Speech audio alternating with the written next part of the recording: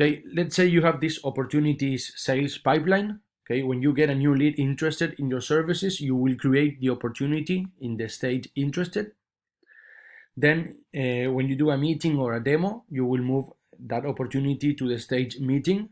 Then you will send the proposal, and then you will close the opportunity to one. Okay, so in this type of pipeline, what you want to know is, let me show you a couple of examples. So you want to know, what happened each month. You want to know how many interested leads you got each month.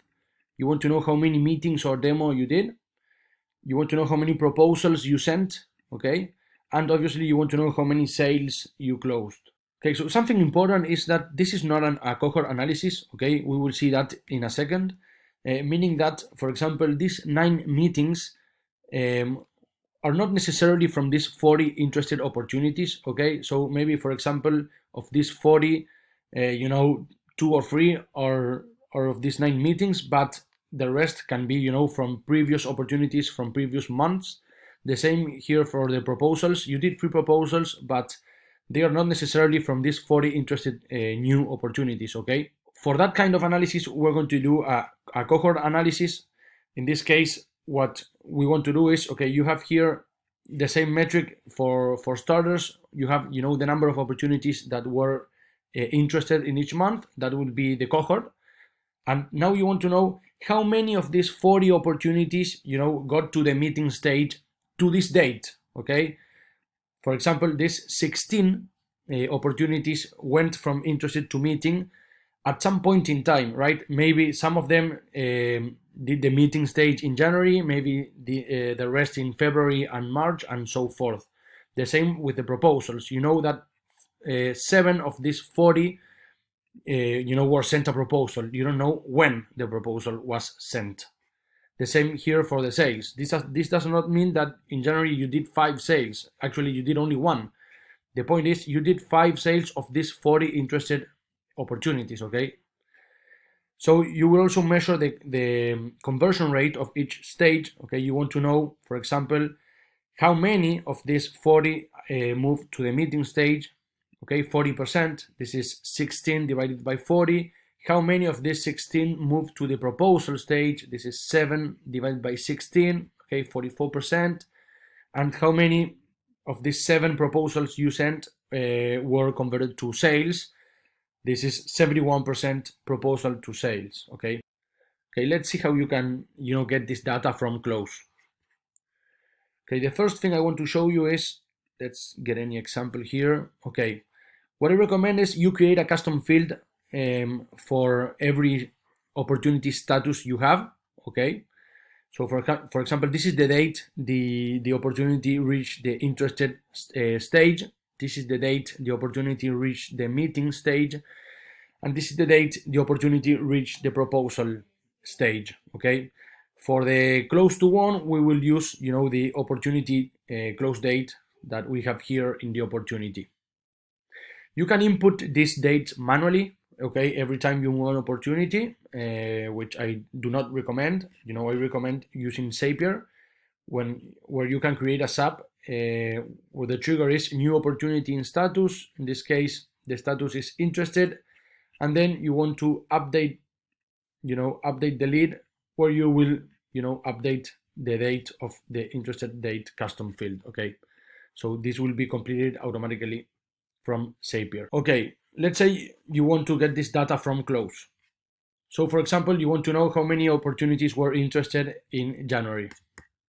What you will do in this case is, okay, you will filter leads by custom field, interested date.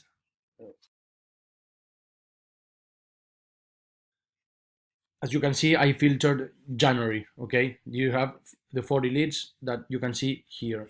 If you want to see February, you will have to change these dates, okay? There you have it. These are the 56 interested opportunities in February. The same thing with meetings and proposals, okay? So for example, if you want to see how many proposals you sent in February, what you will do is you will filter using the proposal sent custom field.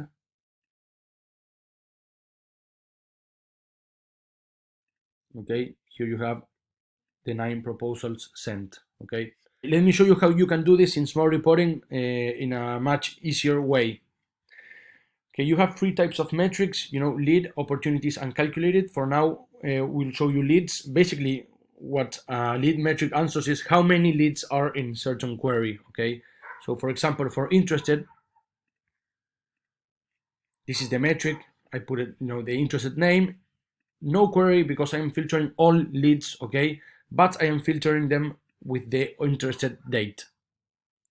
The same for the meeting. Okay, all leads filtering by meeting date for the proposal. And for the opportunities, for the sales made, in this case, in close, as you well know, you will filter status is 1 and close date is after. Okay, this is the sale you made in January. Okay, as we were seeing here. So in this case, the metric is we are filtering opportunity status type 1, that is the query, and by opportunity close date. Let me show you how you can create that inside Smart Reporting. Let's add a new dashboard. We'll add a new table. For example, what happened each month. You can group this table by day, week, month, quarter, or year. And then you can obviously add a date filter. We will do last quarter per month. Okay, and the metrics we will choose here is interested, meeting, proposal, and sales. Okay, that's it. Pretty easy, right? And what about the cohort analysis? Like I was showing you, if you want to know inside close how many of these 40 interested opportunities were to this date moved to the meeting stage inside close, what you will do is you will filter first of all the cohort, right? The interested opportunities from January.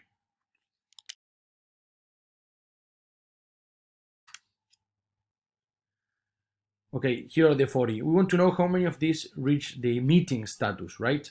So what we will do is we will add the query with meeting date, any value. Okay, here are, the 16.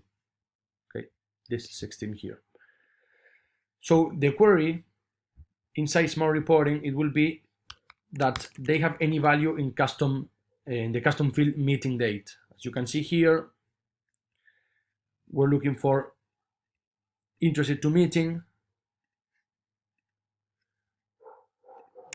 Here's the query, custom meeting, any value, and we are filtering by interested date. Okay, we will do the same thing when we're looking at meeting to proposal. You are filtering proposal send date, any value by interested date. And when we're looking at proposal to sales, we are filtering, all leads that have the opportunity status type 1 by interested date. Okay. Let me show you how you can create this in Smart Reporting. But first, let me show you calculated metrics. Calculated metrics, you can, perform basic arithmetic operations between other metrics. So for example, as we were seeing in the cohorts, this number here is the number of interested that went to meeting, right? So it's interested to meeting divided by interested. It's 16 divided by 40. It's 25 divided by 56 and so forth. So the calculated metric in this case, interested to meeting, is this one, okay? Interested to meeting divided by interested, okay? So this is how you create calculated metrics. Let me show you how you can create the cohort table in a second.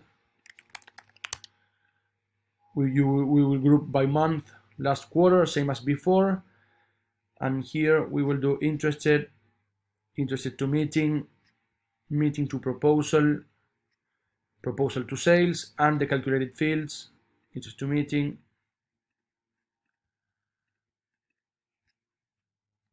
Okay, here you have it. This will update in real time. Okay, so this is pretty high level stuff. I recommend, you have to create this type of table and report, opening it, by acquisition source, by sales rep, by industry and so forth. You can do that pretty easily. Basically, what you have to do is, you have to create a metric for each acquisition source. For example, in this case, you will create, let's say, the interested one. We'll copy it. 1 second. Okay, here it is.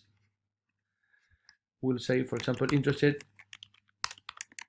Facebook ads. In this case, we are filtering, okay, Facebook ads.